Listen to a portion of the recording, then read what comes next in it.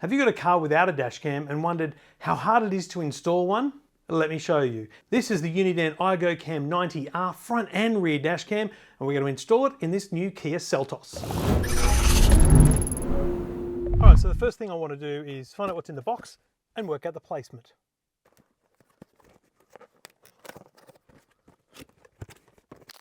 That's the main camera, goes on the front windscreen. This is the rear camera. I can tell because it's smaller and it has a very long cable. This is critical. It's the power for the main camera. That is just your old cigarette lighter, your 12-volt port. There's some alignment guides, the manual, and some bits and bobs for actually fitting it to the window. Now, Uniden and most dashcam manufacturers recommend the dashcam is in the center of the windscreen because the lens will then be in the center and get the widest angle across all areas. Some people like to put them over on the other side, the passenger side. That's my preference most of the time, but because this Uniden camera has a screen which displays speed alerts and things, you could also put it around this area. Personally, I think Uniden's spot on and the center location is best. This one comes with a mounting bracket, so this just slides on there, and all we need to do is clean that screen and adhere that right there. So just 3M double-sided tape, and now we can place it, and this can be angled, so depending on the angle of your windscreen will be the angle of the camera.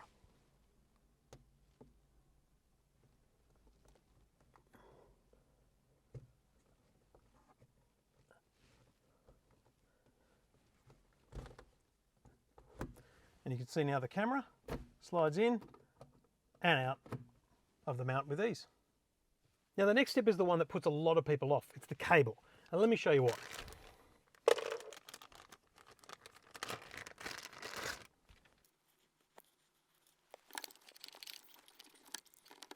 A lot of people put the cable in the camera and then just dangle it down here to the 12-volt outlet. And that's fine, that will work. But it's ugly.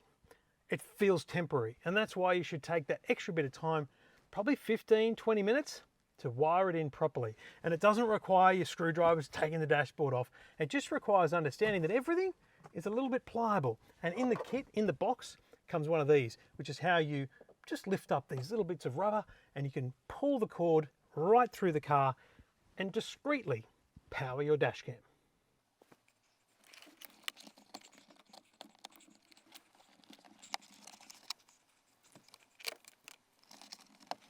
Get all the length out of it that you can and just wriggle your way in there, and soon you'll find it's very easy to hide this cord. So the trick now is to come across here, down the pillar, and then what I do is come under the floor mats. So the rubber part on the door here is actually quite easy. You can just get your little tool under there, and once you've got essentially a small part of this in there, it's really, really easy to run your finger down and get the whole thing put away. But it's this part you want to try and tidy up. Now, sometimes you will go in there, some people won't. I'm going to try hard to get it inside that little bit of plastic.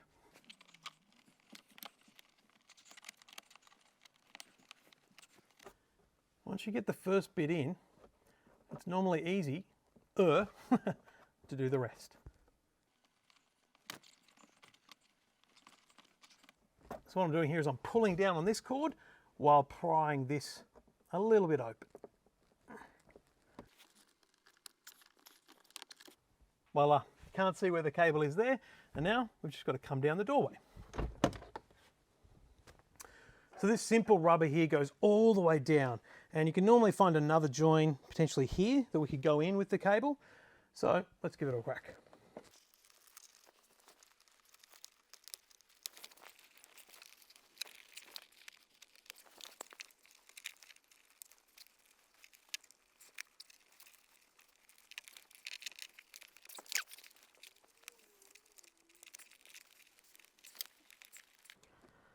So essentially what I'm doing is pulling with one finger, pulling the rubber out, and with the other finger, pushing it in there. So the cable is actually well recessed in there.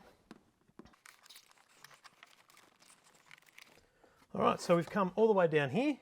Now we just need to find our way across, because what we know in here is we've got this great little cubby there where we can plug it into the 12 volt. So in here, what I found is there's actually a nice groove here, and I can go all the way around here, and I'm probably going to be able to either go onto the mat or actually bring it up the dash.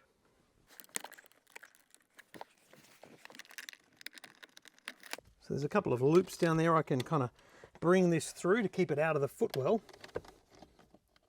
Let's try and find another one over this side, and I can hook it around. I've actually twisted that around it. Now I know there's just enough to get through here and into that 12 volt little cubby there.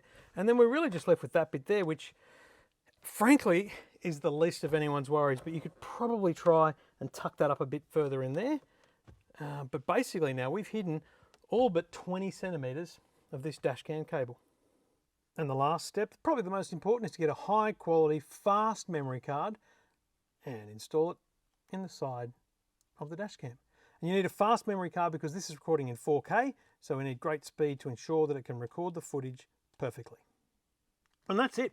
We've got a dash cam, hidden wiring, plugged into the 12 volt.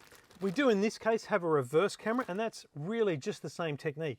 Stick it on the back window and run it through all the rubber and roof lining, and you'll have it discreetly hidden. Now, when we power on the car, we'll get action on the dash cam and we'll be recording everything we see on the road.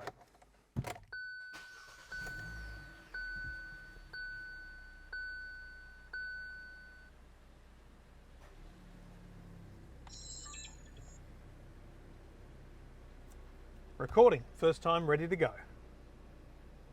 Now in some models you'll have a Wi-Fi connection like this one where on your smartphone you can actually view the footage, download the footage.